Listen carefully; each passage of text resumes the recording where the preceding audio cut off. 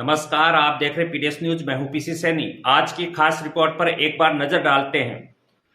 Modern public senior secondary school थोई का 10वीं कक्षा का अच्छा परिणाम रहने के कारण जश्न मनाया गया।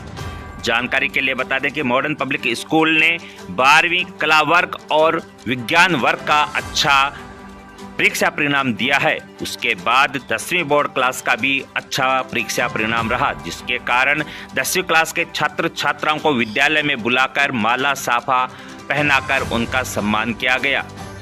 Modern public senior secondary school के सचिव धर्मपाल मिठारवाल ने बताया कि हिमांशु सैनी ने 95.17%, अंजलि सैनी ने 91.50%, आशा जाट 86.67%, साहिल मील 86.50%, सृष्टि शर्मा 86.33%, रितु सैनी 84.83%, हर्षित सैनी 84.50%, हिमानी सैनी 84.33%, हिमांशु सैनी 83%, बबीता सैनी 81.33%, अंकित यादव 80.67% और ऋतिक सैनी ने 80.33% अंक प्राप्त किया। मॉडर्न पब्लिक स्कूल ने 12वीं कक्षा का परीक्षा परिणाम भी अच्छा दिया था। इस अवसर पर विद्यालय में डीजे बुलाकर जश्न मनाया गया, जिसके ऊपर छात्र छात्राएं नाचती हुई नजर आई। Modern public senior secondary school board class में अच्छा परिणाम देने में क्षेत्र में आगे रही। 12वीं कला वर्ग और विज्ञान वर्ग का भी परीक्षा परिणाम उनका अच्छा रहा था। मेरा नाम अंजलि सैनी है। मेरी सफलता का राज मेरे पेरेंट्स और टीचर्स है। उन्होंने हमारी समय रिपोर्ट्स ली और हमारे टेस्ट लिए, और हमारे डायरेक्टर सर ने भी हमारे ऊपर बहुत मोटिवेट किया। तो अब अधिक जानकारी जुटाते हैं कि ये रिजल्ट की जो सक्सेस है वो एमपीएस स्कूल की वो कैसे रही। तो सचिव हमसे जुड़े हैं धर्मपाल जी मिठारवाल। तो सर, 10th का रिजल्ट कल आया है, उसमें भी आपने अच्छा अचीवमेंट प्राप्त किया। इससे पहले 12th आर्ट्स क्लास का आया, उसमें भी आपने क्षेत्र में टॉप किया और साइंस में भी टॉप किया है। तो 3 जो बोर्ड के रिजल्ट हैं, 12th के, साइंस ब्लॉक और आर्ट्स ब्लॉक, और अभी 10th का, इनमें अचीवमेंट की पूरी भूमिका है, इसके ऊपर आपकी क्या प्रतिक्रिया है? देखिए, सबसे पहले तो मैं सभी विद्यार्थियों, स्टाफ साथियों और अभिभावकों को हार्दिक अभिनंदन करता हूं, जिन्होंने मेहनत की, सहयोग किया। दूसरी बात, हमारा शानदार परीक्षा परिणाम रहने का है, वो सबसे अच्छा मेथड ये है कि हम जुलाई से ही टारगेट लेके चलते हैं। जुलाई में हम कार्य योजना बनाते हैं, अपन को कोर्स कब तक पूरा करवाना है, उसको महीने के हिसाब से डिवाइड करते हैं। महीने में जितना कोर्स हो जाता है, उस कोर्स का महीने के लास्ट में टेस्ट लेते हैं, उस टेस्ट के मार्क्स लेते हैं, बच्चों से उसका फीडबैक लेते हैं, टीचर से लेते हैं, फिर किस बच्चे की क्या कमी है उस कमी को पहले दूर करवाते हैं। उसके बाद में अगले महीने का टारगेट लेके चलते हैं। अक्टूबर माह तक हम हमारा कोर्स लगभग कंप्लीट करवा लेते हैं 100%। उसके बाद में हम अर्धवार्षिक परीक्षा के बाद में क्या करते हैं, साप्ताहिक टेस्ट चालू करते हैं। साप्ताहिक टेस्ट के हिसाब से सप्ताह में बच्चे को कितना रिवीजन करवाया, उसके हिसाब से फीडबैक लेके और उसी हिसाब से साप्ताहिक टेस्ट का आयोजन करते हैं।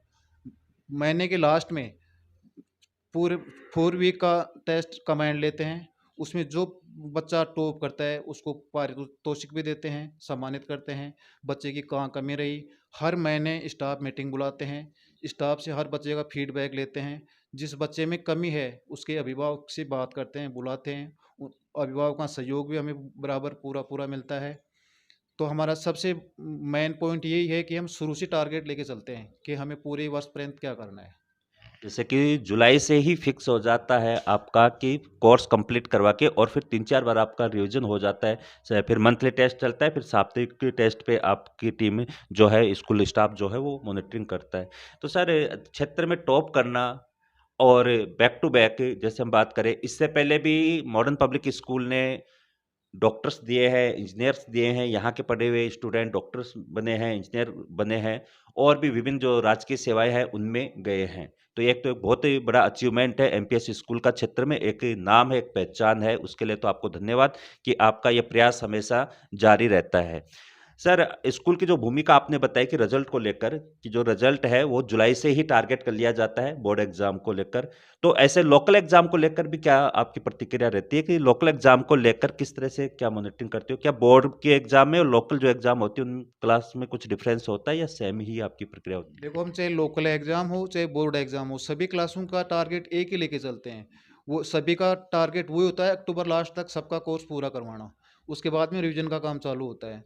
सिर्फ अंतर ये होता है कि जो बोर्ड क्लासें होते हैं उनको अर्धवार्षिक परीक्षा के बाद में हम बच्चों को अलग अलग कैटेगरीज वाइज छांटते हैं। भाई कौन सा बच्चा किस लायक है, क्या कवर कर सकता है, फिर उसी हिसाब से उस बच्चे को तैयारी करवाते हैं। कमज़ोर जो बच्चा होता है उसको उस हिसाब से तैयारी करवाते हैं, जो थोड़ा अच्छा बच्चा होता है उसको उस हिसाब से तैयारी करवाते हैं। अगर उनको आवश्यकता है, कमज़ोर बच्चों को अलग एक्स्ट्रा क्लासेज की आवश्यकता है तो उनके लिए एक्स्ट्रा क्लासेज की व्यवस्था करते हैं। सुबह शाम जब भी टाइम मिलता है उनको टाइम देते हैं और उसी हिसाब से उनकी तैयारी करवाते हैं। मतलब कैटेगरी बाँट देते हो, अर्धवार्षिक के बाद में ए-बी-सी ऐसे कर देते हो। कुछ इंटेलिजेंट बच्चे जो होते हैं उनको अलग ताकि उनको एडवांस बताया जा सके। जो फिर उससे लो होते हैं बच्चे उनको बी कैटेगरी में और फिर सी कैटेगरी। इस कैटेगरी का फ़ायदा शायद यही होगा जहाँ तक मैं समझ रहा हूँ कि उनके अकॉर्डिंग फिर उनको उनकी तैयारी करवाई जाती है। क्योंकि सभी बच्चों का दिमाग एक नहीं होता है, कुछ बच्चे कमज़ोर होते हैं, कुछ बच्चों की तो स्थिति ये होती है कि उनको पास होना भी मुश्किल होता है। तो उन्हीं कैटेगरी अलग बनाने से फ़ायदा ये हो जाता है कि वो सारे बच्चे पास हो जाते हैं। हम खाली एक ये टारगेट लेके नहीं चलते हैं कि हमारा बच्चा टॉपर रहे। टॉपर रखना कोई बड़ी बात नहीं है, टॉपर जो इंटेलिजेंट बच्चा होगा वो रहेगा, तो वो तो कोई बड़ी बात नहीं है।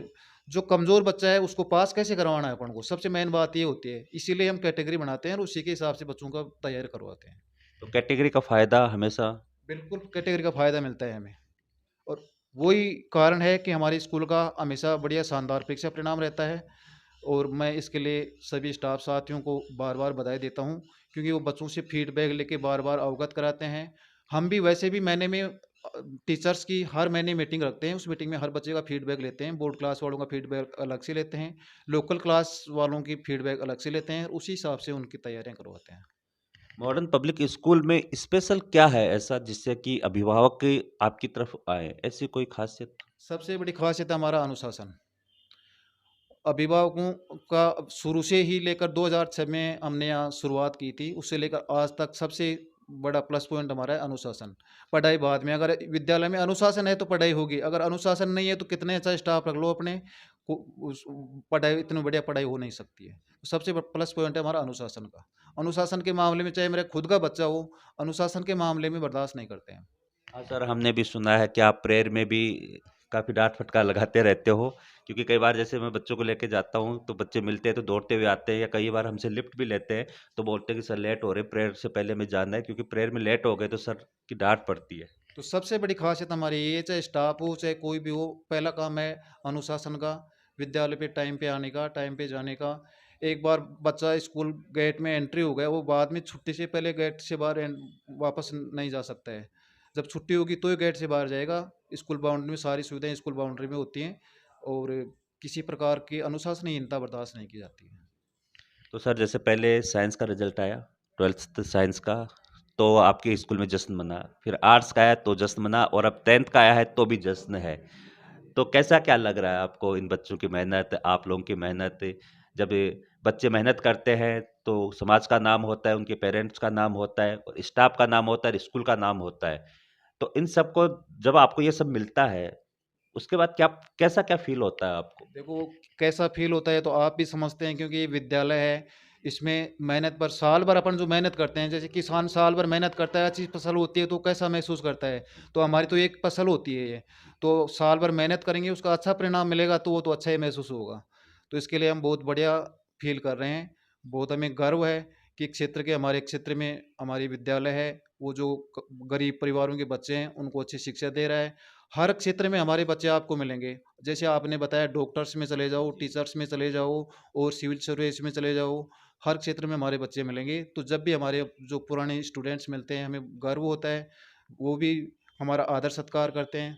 तो हम जहाँ किसी समारोह वगैरह में जाते हैं, जब वो चरण स्पर्श करते हैं, वहाँ हमें बहुत बड़ी खुशी होती है। हम ये नहीं सोचते हैं, उस समय ये सोचते हैं कि गवर्नमेंट वाले से तो हम बहुत बढ़िया हैं। क्योंकि सर डॉक्टर्स तो मेरे मोहल्ले से है, जो यहीं की स्टूडेंट थी रितु सैनी, और उसका भाई आनंद है, ये सब हैं टॉप मोस्ट हैं। तो रितु तो खुद एमबीबीएस कर रही है, इसलिए मेरे को पता है कि यहाँ के जो बच्चे हैं वो कोई डॉक्टर है, कोई इंजीनियर है, कोई टीचर लाइन में है, और भी तैयारियों में है, और कई जॉब है, 10+2 भी कईयों ने जॉब पे प्राप्त की है, इसलिए ये बात मैंने आपसे शेयर की थी। तो सर इस सत्र में क्या खास रहेगा आपकी तरफ से? इस सत्र में मेरा विचार है कि हमारे जो अब की बार परीक्षा परिणाम रहा है उससे भी ज़्यादा मेहनत करेंगे और इससे अच्छा परिणाम देंगे। ये मेरा पूरा भरोसा है, पूरा 100% विश्वास है। तो आपको अगले साल इसी समय इससे भी बढ़िया देखने को मिलेगा, ये ऐसी मेरी आशा है। शुक्रिया सर, ऑल द बेस्ट, आपको ढेर सारी अग्रिम बधाई अगले सत्र के लिए भी। तो जैसा कि हमने आपको बताया कि हमने कवरेज किया था मॉडर्न पब्लिक स्कूल का 12th रिजल्ट, आर्ट्स और साइंस दोनों ब्लॉक का, और आज ये 10th का है। इसका मतलब ये है कि मॉडर्न पब्लिक स्कूल क्षेत्र में मेहनत कर रही है और बैक टू बैक अच्छा रिजल्ट दे रही है। Thank you.